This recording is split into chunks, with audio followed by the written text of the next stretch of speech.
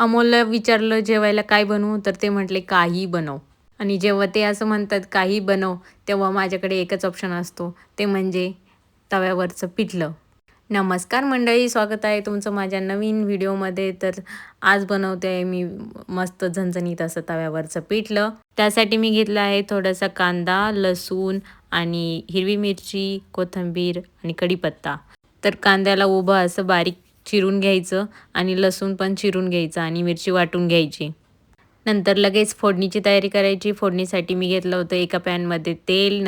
तेल गरम झाल्यानंतर जिरे, मोहरी असे तडतडून दिले आणि नंतर लगेचच कढीपत्ता टाकून दिला. कढीपत्ता तडतडल्यानंतर लगेच बारीक चिरलेला लसूण टाकून दिला आणि त्याला थोडंसं लाल होईपर्यंत तळून घेतलं. आणि नंतर लगेचच कांदा पण परतून घेतला. तर कांद्याला असं लाल हलका रंग येईपर्यंत परतून घ्यायचा, म्हणजे तो थोडासा गोड पण लागतो. त्यामुळे पिठलं आणखी चविष्ट लागतं.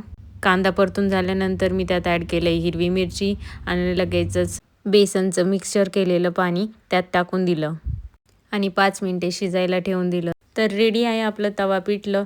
तर तुम्ही पण नक्की ट्राय करून बघा आणि तुम्हाला हा व्हिडिओ कसा वाटला मला कमेंटमध्ये नक्की सांगा आणि व्हिडिओ आवडला असेल तर लाईक करा.